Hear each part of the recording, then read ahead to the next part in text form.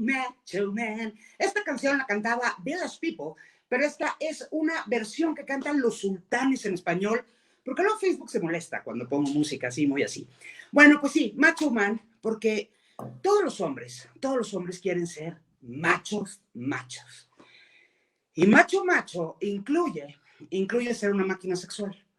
Y luego de pronto empieza a pasar el tiempo, empiezan a cumplir años y les empieza a pasar algo que se llama andropausia.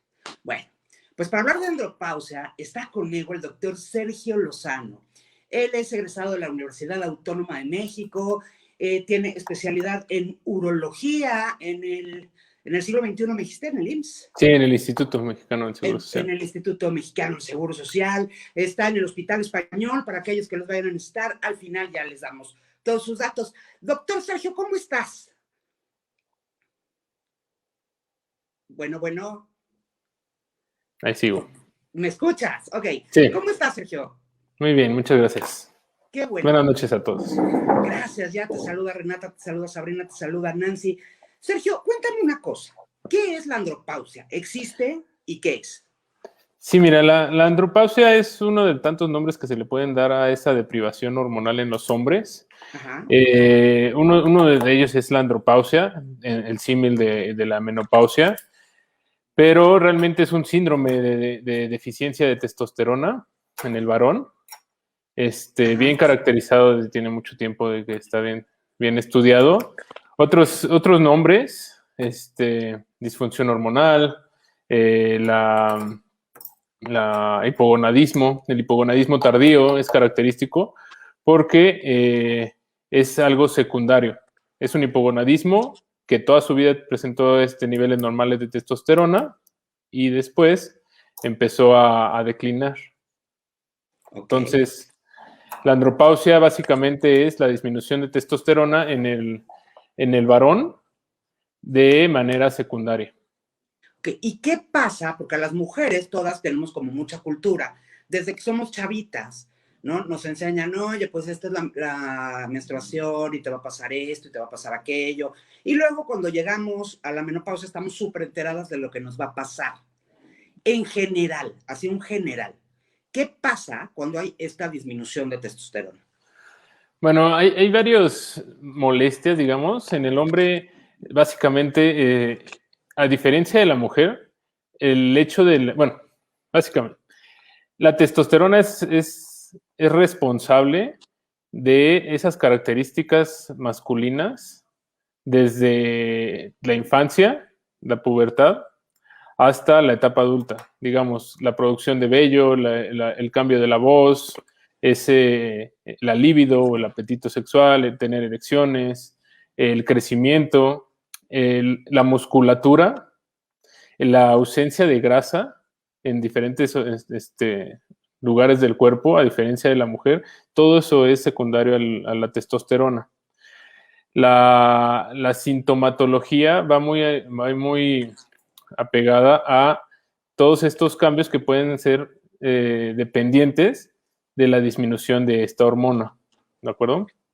Okay. Entonces, a diferencia de la mujer, el hombre no tiene un como clic, no tiene un efecto inmediato a la pérdida de testosterona porque esta va decayendo poco a poco.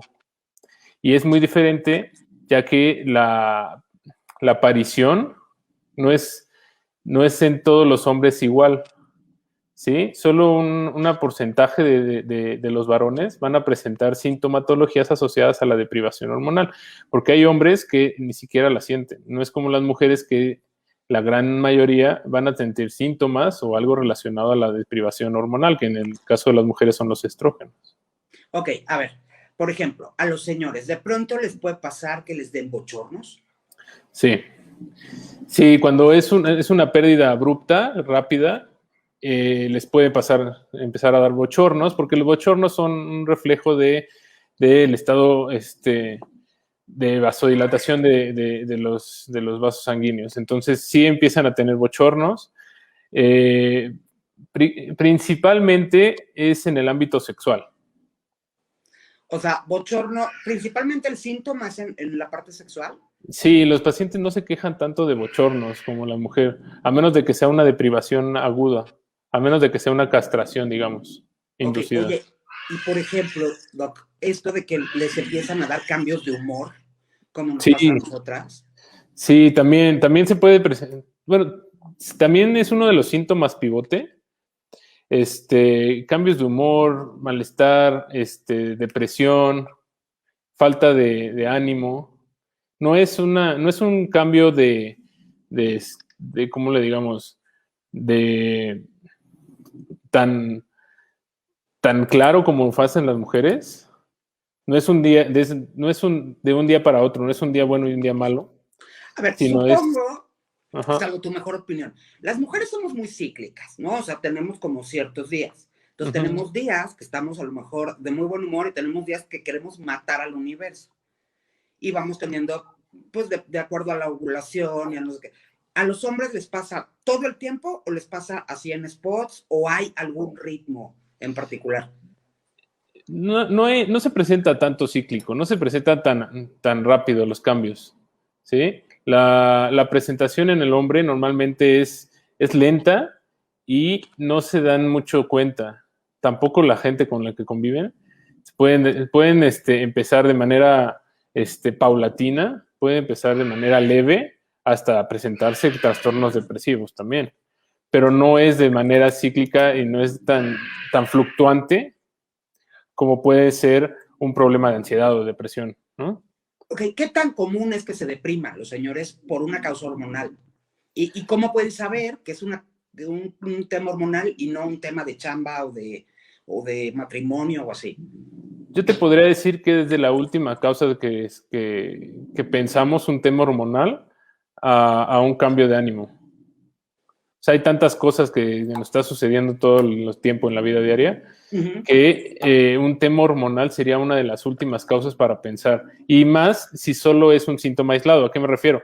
A que si solo es el patrón de este cambio de humor, no podríamos pensar en primera instancia que es un cambio hormonal. Ok, y suponiendo, por ejemplo, que de pronto hay una señora que está viendo que el marido está jugando videojuegos todo el tiempo, que antes iba al fútbol, ¿no? Con sus amigos el sábado en la mañana y ahora ya no va, ahora ya le da flojera ir. Que de pronto está durmiendo mucho y que además encima, pues no se pone sexy el señor. ¿Es momento de ir al urólogo? ¿Esa es una razón para ir con el urólogo? Es una razón para pedir una opinión.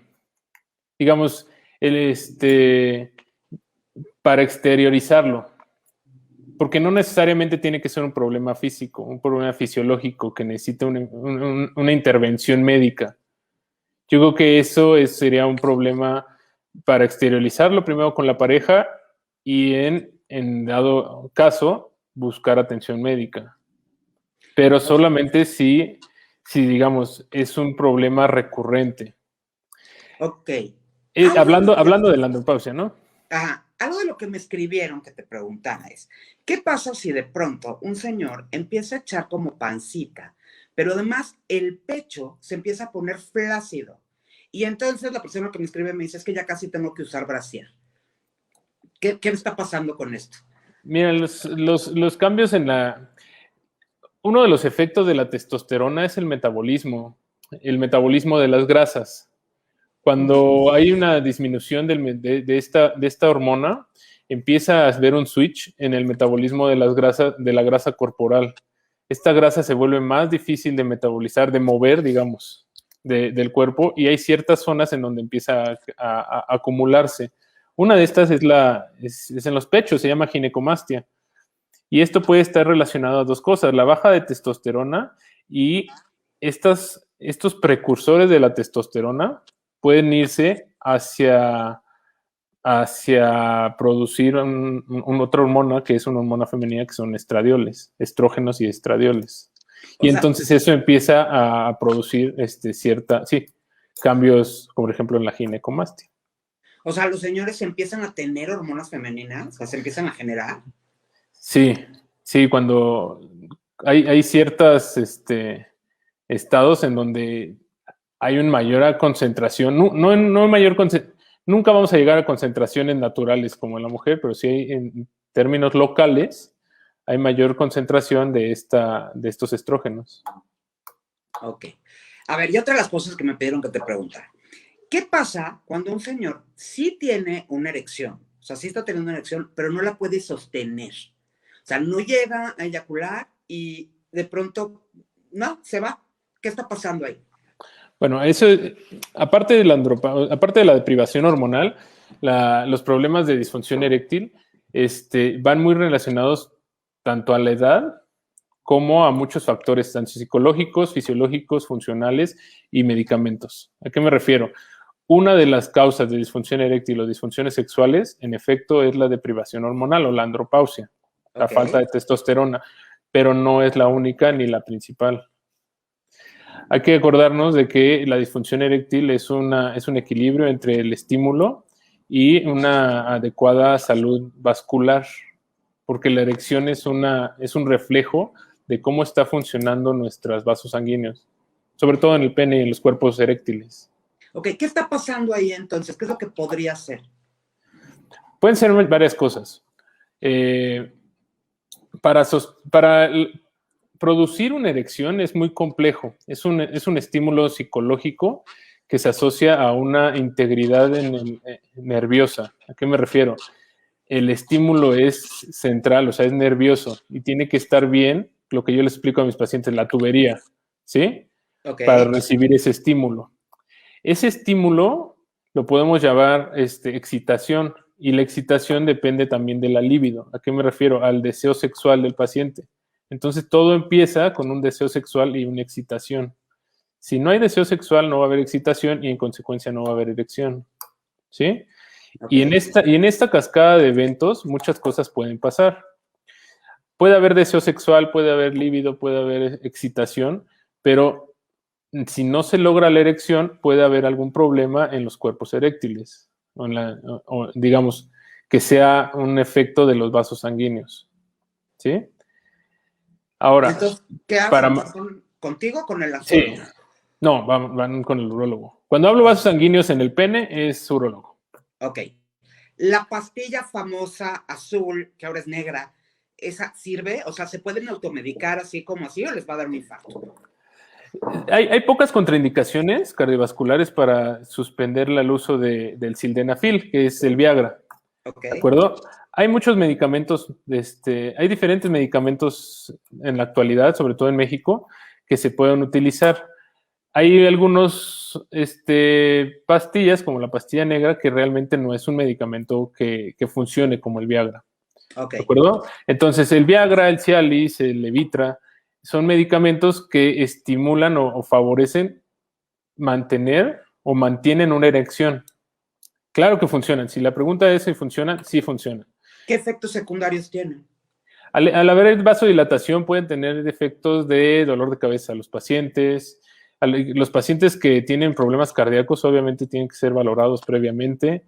En general son medicamentos de venta libre y tienen sus indicaciones y su éxito depende de que estén bien indicados. Porque ahora, los señores, te voy a decir una cosa, van a comprar cosas y chochos, en lugar de ir Sí. al urólogo, van hasta una sex shop Y entonces se encuentran estas pastillas que no es para el que no puede, pero es para el que quiere más. Y se toman unas cosas que a mí me daría pavor tomarme, te soy bien Sí. honesta. ¿Tú qué opinas de eso? Mal, porque una de las primeras causas de disfunción eréctil no es el hecho de que ya tiene una otra enfermedad. ¿A qué me refiero? Sabemos bien que la disfunción eréctil es una de las primeras síntomas de una enfermedad cardiovascular, que algo viene mal, ¿sí? Imagínate que estos vasitos tan pequeños que tiene el pene son del mismo tamaño que los vasitos pequeños que tiene el corazón o de los vasitos pequeños que tiene el cerebro. Entonces, uno de los síntomas que se puede presentar al principio de una enfermedad cardiovascular, y a esto me refiero a un infarto, puede ser la disfunción eréctil. Entonces, más que tratar de tener erecciones por tenerlas, es como un síntoma, es un estornudo en un resfriado, ¿no? Ok. Para ponerlo de una manera. Entonces, O sea, pacientes que son... Ajá, dime. el líbido, por ejemplo, hace rato decías el líbido. ¿El líbido está puesto físicamente en algún lado o es un tema mental? Es un tema, sí es psicológico y está puesto en el cerebro, ¿de acuerdo? Ok. Está estimulado por el deseo sexual, está estimulado por hormonas. Eso ya lo sabemos desde hace mucho tiempo. En hombres, la hormona es la testosterona. Y para hacer una recapitulación, la testosterona la producimos en su gran mayoría en los testículos. Ok. Y en unas glándulas pequeñitas arriba de los riñones que se llaman glándulas suprarrenales, pero solo se produce el 5% de testosterona de ahí. Entonces, los niños no tienen líbido, ¿de acuerdo? Entonces, cuando empieza a hacer una producción intensa de testosterona en los testículos, normalmente empieza en la pubertad, cuando llegamos a los cambios sexuales.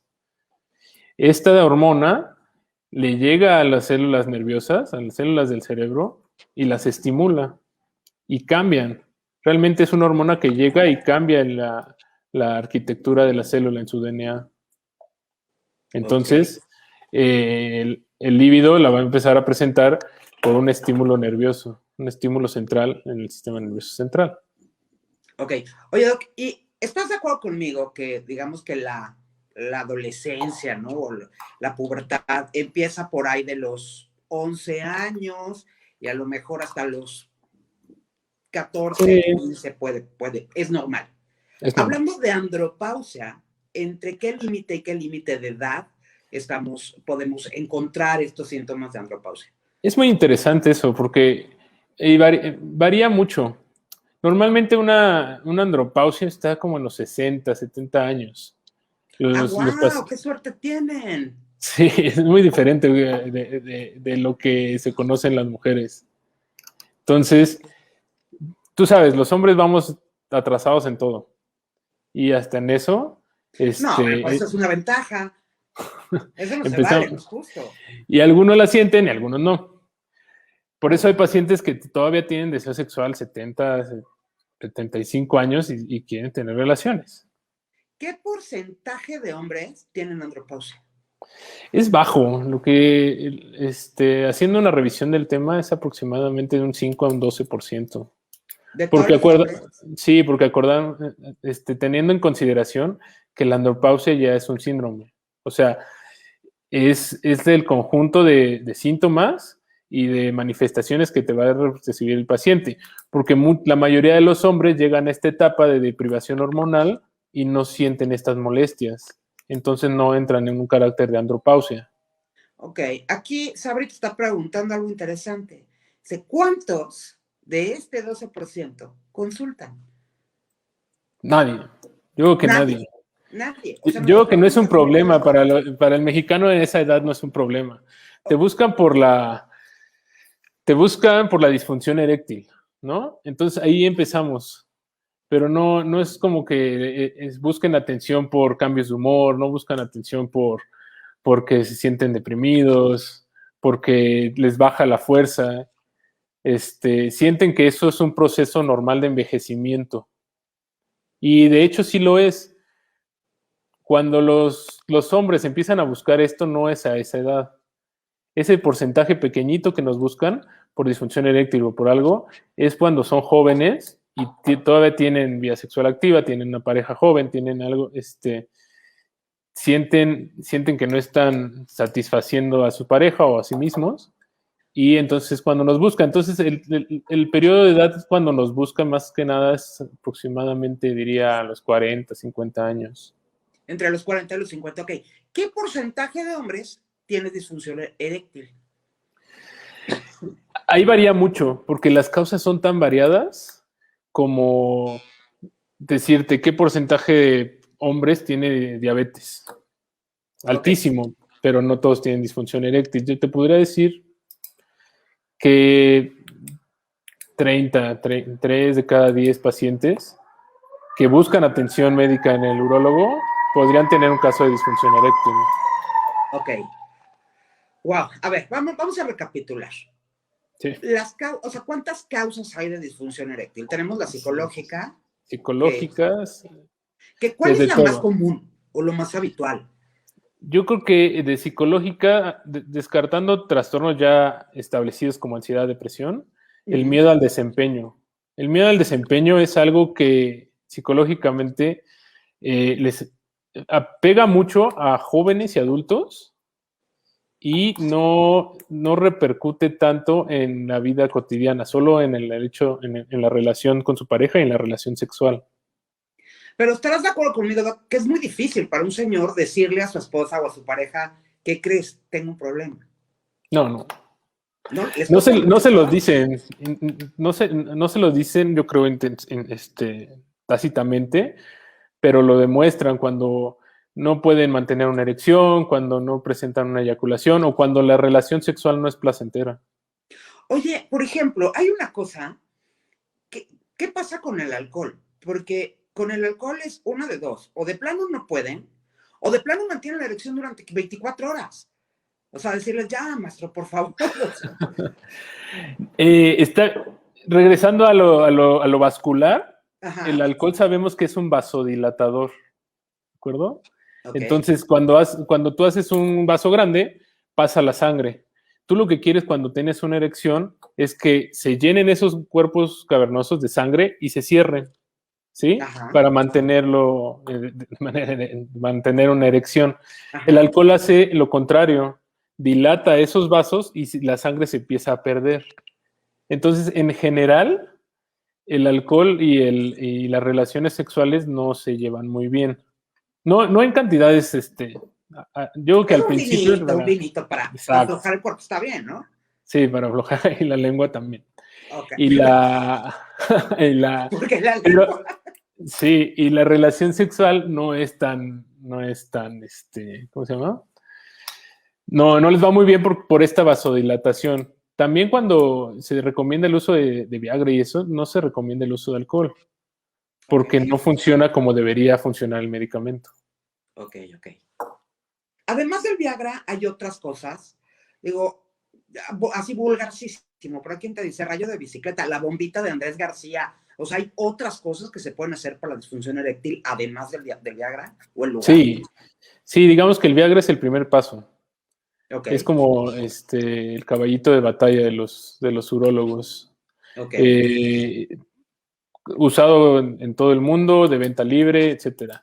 De ahí ya nos vamos a terapias un poquito más dirigidas y complejas, desde las inyecciones intracavernosas, o sea, hay que inyectar el pene con sustancias, medicamentos que promueven la inyección. No les digas eso porque no van a querer ir. No van a querer ir. Les da pavor.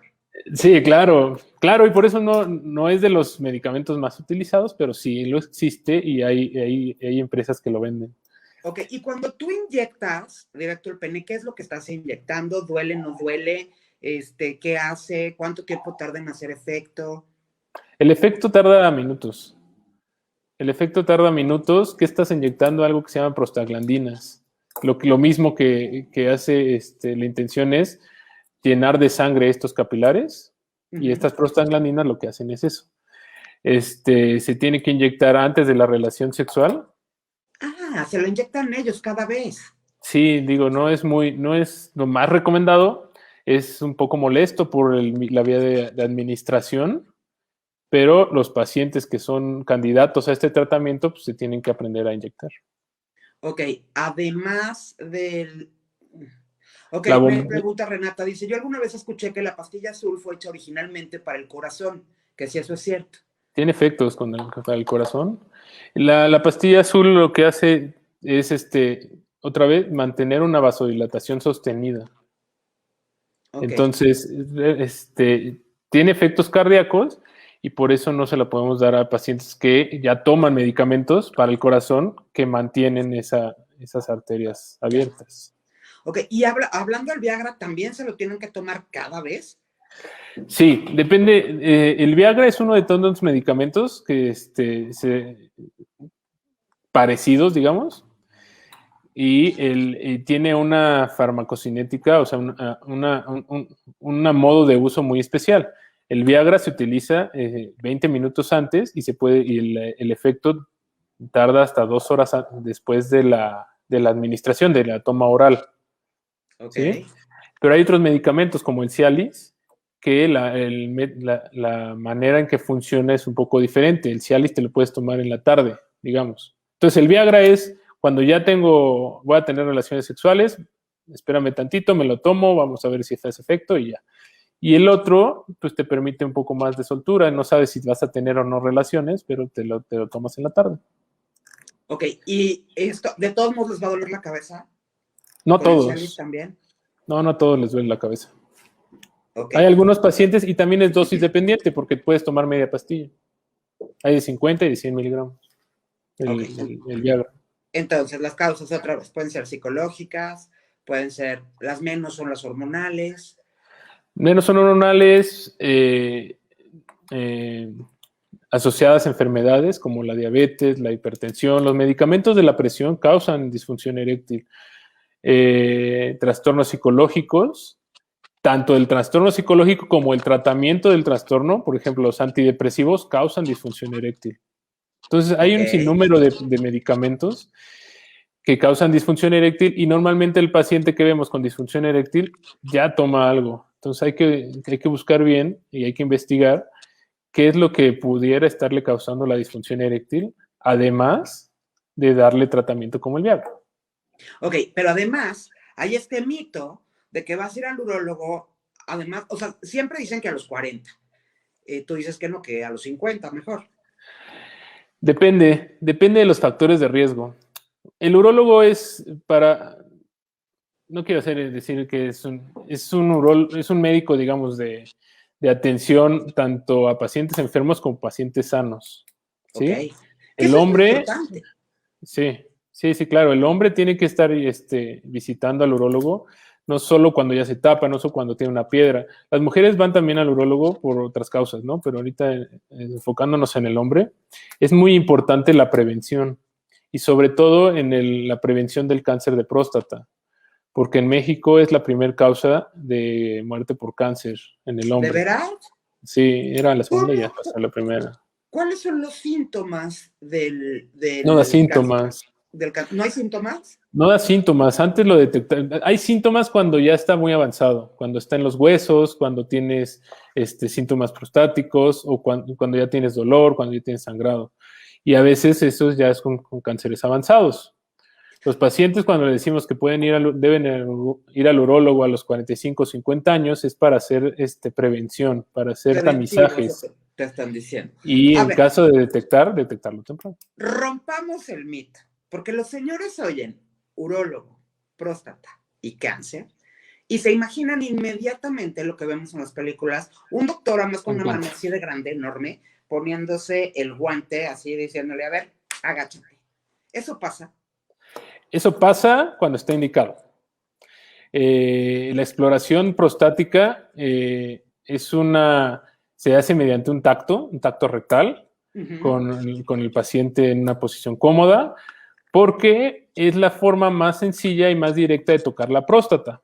La próstata es una glándula que es única para los varones, que está delante de la vejiga. Ajá. Y el acceso más sencillo y directo es mediante el recto. Ok.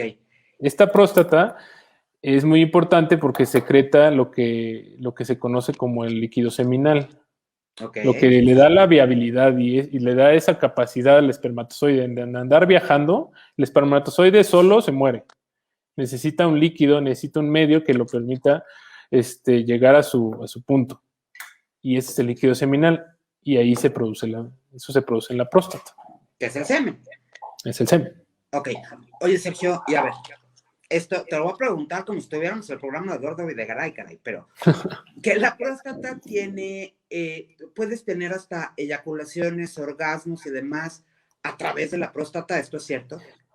Es un punto muy sensible. Es un punto muy sensible que no a todos los pacientes les puede caer igual, digamos, ¿no? A todos los varones. Ajá. Sí está descrito, digamos, que es un punto erógeno para ciertos hombres, pero definitivamente es un punto muy sensible que tiene muchas terminales nerviosas. Entonces sí podría tener muchas sensaciones al tacto. Una próstata inflamada es definitivamente muy, muy, muy molesto. Entonces, O sea, sí molesta la próstata inflamada. Sí, desde luego. ¿Y con el cáncer no se inflama? No, el cáncer no causa una inflamación tan intensa como las infecciones. ¿Hay infección de próstata? Sí, desde luego. Es un problema muy, muy frecuente la prostatitis. ¿Por qué se infecta? ¿Qué pasa? Pues ahí depende mucho, son bacterias y la característica de la bacteria va a depender sobre todo de la edad del paciente, de los síntomas que haya tenido antes y de la vía de infección. Hay infecciones que se transmiten por vía sexual, por vía ascendente, hay infecciones urinarias que se van a la próstata, hay pacientes que tienen relaciones vaginales y tienen relaciones anales y eso va a depender de qué tipo de bacteria va a estar inoculando esta glándula. Te voy a interrumpir tantito, te manda saludos la familia Solá García. Ay, muchas gracias. Ok, a ver. A los señores se les hace muy fácil, sobre todo cuando están chavos, hacer muchas barbaridades. Sí, desde luego. Por favor, señor, por favor, ¿nos puedes decir el tipo de riesgo que están teniendo cuando andan haciendo cosas como esto del sexo anal sin protección? Sí, es peligroso. Nuestro cuerpo no está diseñado para ese tipo de bacterias, ¿de acuerdo? O sea, yo lo que le digo a mis pacientes, todo se vale con consentimiento, ¿no? Pero tienen que cuidarse. El sexo anal sin protección lo único que está haciendo es jalando bacterias del tracto digestivo, del colon, del recto, de la cloaca del colon, hacia la uretra. Y son problemas de uretritis complicadas, son problemas de orquipedimitis, puede haber infecciones testiculares, puede haber infecciones prostáticas, infecciones en la uretra. Y son infecciones dolorosas, son sí, infecciones complicadas, o sea, son infecciones que no están padres, o sea, de verdad, esto de andarle haciendo al cuento, no. Ahora te pregunto, ¿no? Para el que sí le gusta esto de la estimulación prostática, por llamarlo de alguna manera, ¿eso tiene algún riesgo? No, si se hace de manera gentil, digamos. ¿Por qué? Porque gentil, suavecito.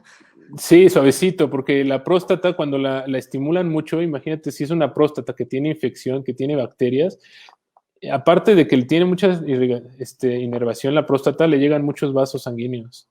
Entonces, estas bacterias, por masaje prostático o por una estimulación rigurosa de la próstata, pueden salirse de la próstata y llegar al torrente sanguíneo y hacen sepsis.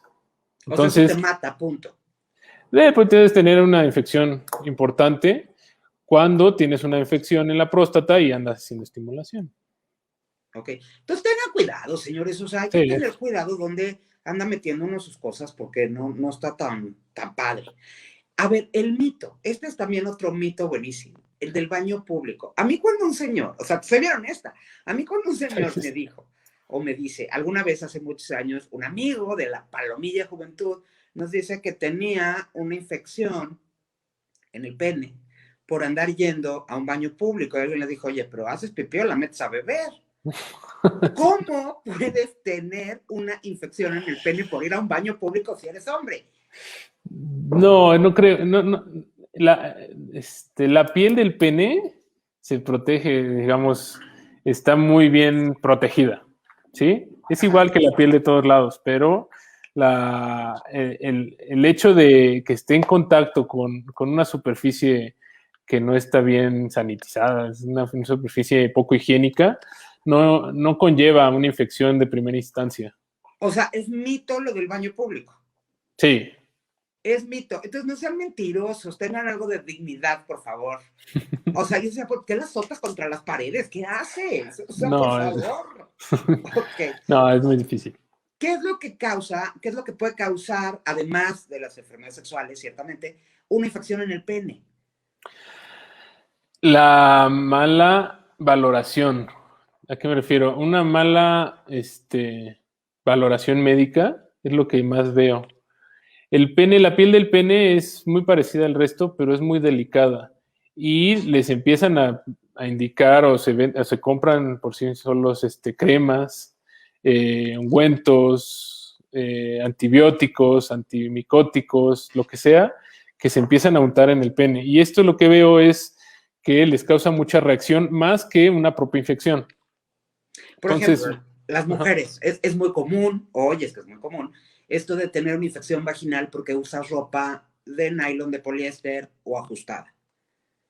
¿A los hombres les puede pasar igual o no les pasa? No es tan sensible. La diferencia es porque no está...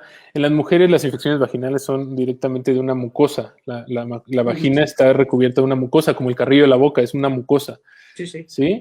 El pene tiene cubierta de piel. ¿Sí? Uh-huh. El glande es una superficie todavía un poco menos protegida como la del resto de la piel, pero no es no es un tejido que se comporte como la vagina. Ok, entonces no hay manera de tener infecciones por ropa ajustada, no hay manera de tener infecciones por ir a baños públicos, vayan tranquilos. ¿Cuáles sí serían las causas, independientemente de las enfermedades sexuales? Sí, lo que más vemos son hongos.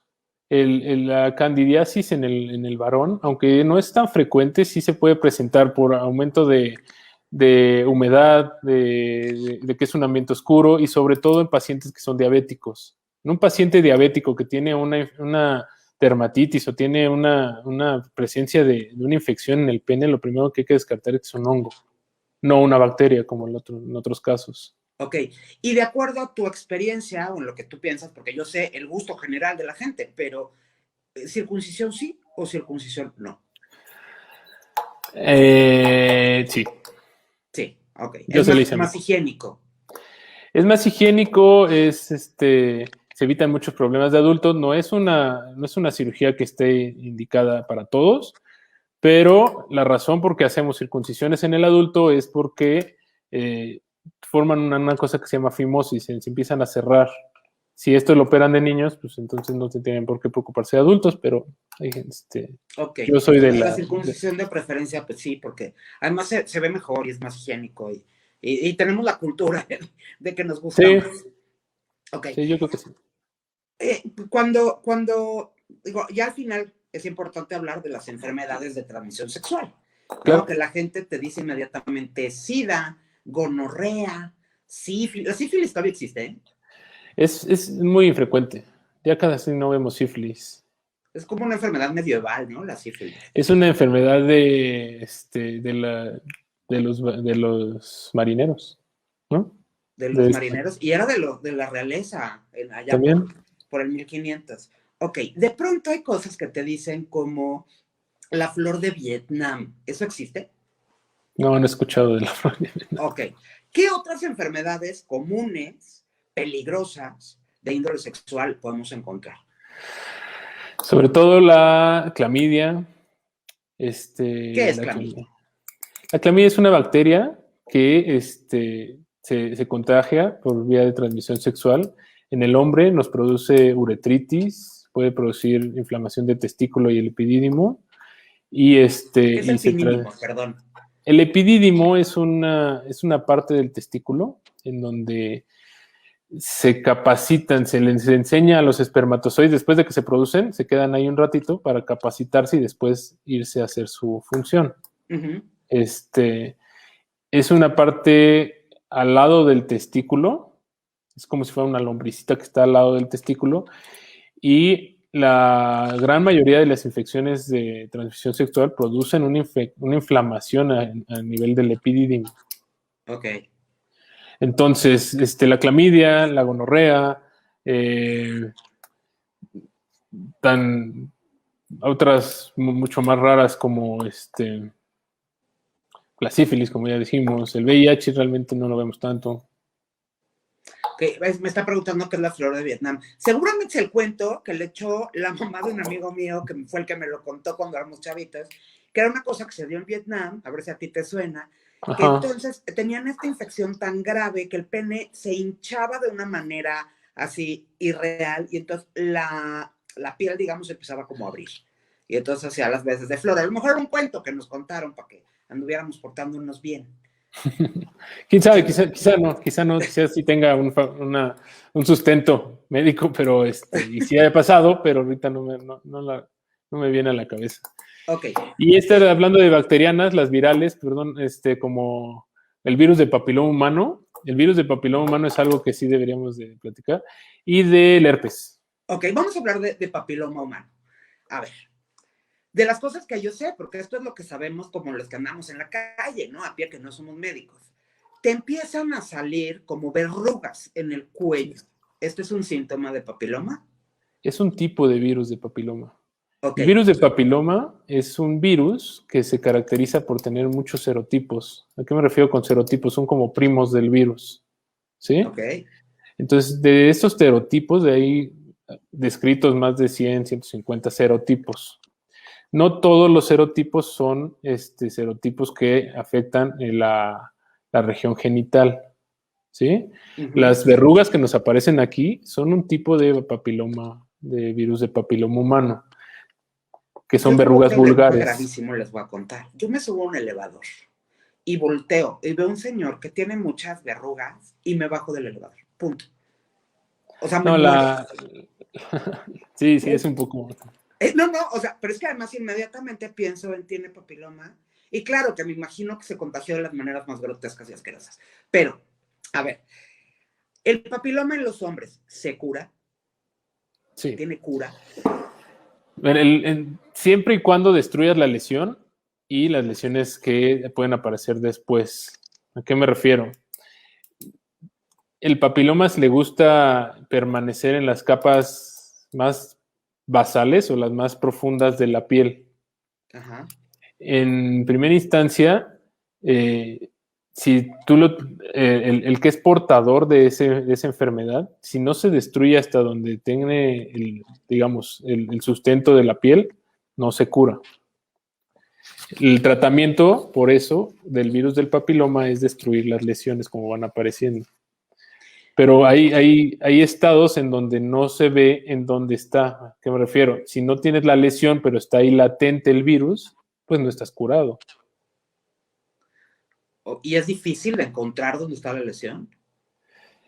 Es técnicamente sí, no puedo decir que sea difícil, pero no es algo que se pueda ver con a simple vista. Tenemos varias tinciones, tenemos varios procedimientos para suponer en dónde están estas lesiones, pero no estamos quemando la piel así de manera cotidiana. Entonces, nosotros tratamos, el virus de papiloma humano solo se contagia cuando está la lesión presente, sobre todo en hombres, me refiero, ¿no? Las lesiones que no vemos normalmente no son contagiosas. O sea, el estado de... ¿Un hombre con papiloma puede tener hijos? Sí, claro. Sí. ¿Y va a contagiar a su esposa necesariamente? Sí, mira, cuando tiene la lesión presente, sí la contagia. Y es muy contagioso porque se transmite a través de las heridas pequeñas en la piel. Ok, que eso es algo que la gente, o sea, yo me acuerdo que esto nos decían cuando yo era chava, por el SIDA, ¿no? Que hay heridas microscópicas que a la hora en que hay fricción, pues Exacto. Es donde se da el contagiadero ahí de todo lo que traen. Pasa lo mismo con el papiloma y con todos los virus. La tasa de infección es alta cuando tiene la lesión y hay que quitar todas las lesiones para controlar la enfermedad. Obviamente en hombres, pues es un poco más visible. Lo que pasa en las mujeres es que no es tan visible. Y por eso es por dentro, se dejan y hay ciertos tipos de serotipo de papiloma que son de alto riesgo que conllevan a cáncer de cervicuterino. En el hombre, un tipo de cáncer de pene puede ser secundario al virus de papiloma de alto riesgo. Hay cáncer de pene. Sí, desde luego. Y te lo quitan. Sí, hay que quitarlo. Hay que quitarlo cuando es en condiciones desfavorables. Tratamos de hacer lo mínimo invasivo, lo menos invasivo que se pueda, pero el cáncer de pene es una enfermedad mortal y que se tiene que tratar de manera agresiva. Wow, yo aquí el quejadero así de ¡ouch! Pues sí, sí sería grave. Entonces cuídense del papiloma, porque esa es una de las causas de cáncer. Entonces, hay muchas cosas que se pueden cuidar y hay otras que se pueden prevenir. Acuérdense de eso. ¿Qué pasa? O sea, ¿cuándo? ¿En qué momento tiene que decir un señor, sabes qué? Voy al urólogo, me voy a checar? O sea, ya tiene 50. ¿En qué momento? Yo creo que a los 50 años es una buena edad. La razón por la que es esto es que a esa edad hay cambios en la glándula prostática, entre otras cosas, que empieza a hacer un agrandamiento, o sea, se crece. Hay una hipertrofia de esa glándula y es cuando empiezan los síntomas urinarios. Estos síntomas de que el chorro ya no sale fuerte, que se tarda en orinar, que tiene que pujar, que empiezan a ir en la noche a orinar, es uno de los síntomas característicos de que algo está mal en la glándula prostática. Sin embargo, no quiere decir cáncer de próstata. No, para nada. El cáncer de próstata tenemos que ser muy minuciosos en el diagnóstico, en buscarlo intencionadamente para que detectarlo de manera oportuna. Pero los síntomas... Ajá. Un estudio de sangre que se sacan, que se llama antígeno prostático. El antígeno prostático cambió completamente el diagnóstico y el tratamiento del cáncer de próstata. Imagínate que antes de los 1980, los cánceres de próstata los detectábamos en etapa muy avanzadas, terminales, ¿de acuerdo? Donde ya no había mucho que hacer, no había una estrategia para tratarlos. Después se descubrió este marcador y lo que nos permitió fue detectar en toda la población qué pacientes hay que hacer un estudio extensivo, como es una biopsia. ¿A qué me refiero? Es como un estudio de tamizaje, es un estudio de barrer, ¿sí? Okay. Queremos barrer a todos los hombres de 50 años para detectar los cánceres que son significativos y que puedes recibir un tratamiento y que te puedes curar del cáncer de próstata. ¿Cuáles son? O sea, vamos a suponer que empezamos a crear una cultura preventiva, ojalá podamos, y entonces empiezan a ir los señores, pero van con miedo. Yo eso lo sé, sí o sí. Entonces llegan. Si yo tengo un cáncer y tú me lo, bueno, yo no, pero un señor tiene un cáncer y lo detectas a tiempo, ¿qué pasa? ¿Le das radiaciones? ¿Le vas a dar quimioterapia? ¿Le vas a quitar la próstata? ¿Qué va a pasar? Depende del tipo de cáncer. Los tratamientos habituales es la cirugía o la radioterapia, siempre y cuando esté bien localizados y siempre y cuando le estamos otorgando al paciente calidad de vida y una expectativa de vida grande, ¿de acuerdo? Okay. No vamos a detectar cáncer de próstata en un paciente de 80 años, donde le voy a ofrecer 10 años de vida y el paciente es cardiópata y se va a morir antes. ¿De acuerdo? No, pero yo sí quiero detectar a esos pacientes de 50, 60, 70 años que les voy a dar 20 años de vida, de buena calidad de vida. ¡Wow! Tratarlos. O sea, vamos a dar vida. Entonces, sí, porque si se dejasen, la expectativa de vida sí puede bajar. No es un cáncer que se caracterice por ser muy agresivo, muy rápido. Pero sí es un cáncer que cuando hace metástasis sí da mucho deterioro en la calidad de vida. Ok, ¿la próstata se quita en un momento dado que hiciera falta? Sí. Sí, si cuando te quitan la próstata, nunca más vas a tener una eyaculación. La eyaculación no significa las erecciones, puede tener. ¿Y relaciones sexuales? Desde luego que sí. ¿Con calidad? Con calidad, sí. Depende. Esto es una pregunta misteriosísima. ¿Se puede tener un orgasmo sin eyaculación? Sí, desde luego. Desde luego hay veces que la eyaculación no se tiene que presentar de manera habitual, o sea, hacia afuera, que tú tengas que ver el eyaculado, ¿sí? Hay ocasiones que la eyaculación se presenta de manera retrógrada y esto pasa cuando tenemos pacientes tratados para próstatas agrandadas o los operamos por próstatas agrandadas, tienen algo que se llama eyaculación retrógrada. El paciente siente la eyaculación, siente cómo eyacula, pero en lugar de que lo expulse, se va hacia la vejiga. ¿Adentro? Hacia la vejiga, se mezcla con la orina y después ya la orina. Ah, ok, o sea, no pasa nada. No pasa absolutamente nada. Ok, y para gente normal sin problemas de próstata, ¿hay orgasmo sin eyaculación?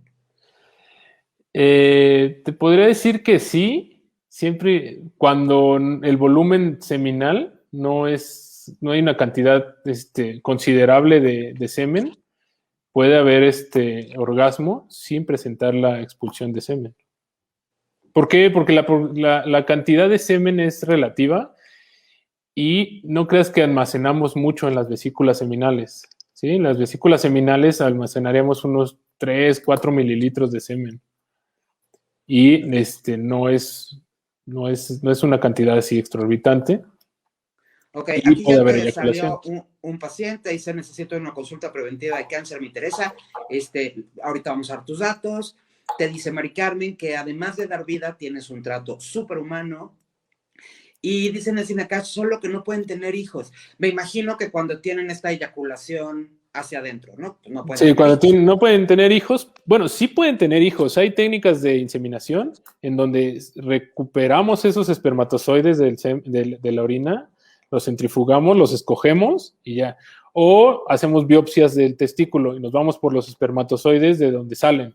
Y de ahí se los implantamos y ya. O sea, sí pueden tener hijos, pero no es una inseminación artificial. A través de una inseminación. Oye, esta es una muy buena pregunta, mi querida Mari. ¿Cuántos orgasmos pueden tener los hombres que más orgasmos tienen? Porque digo, hay mujeres multiorgásmicas. Claro. ¿Esto pasa en los hombres?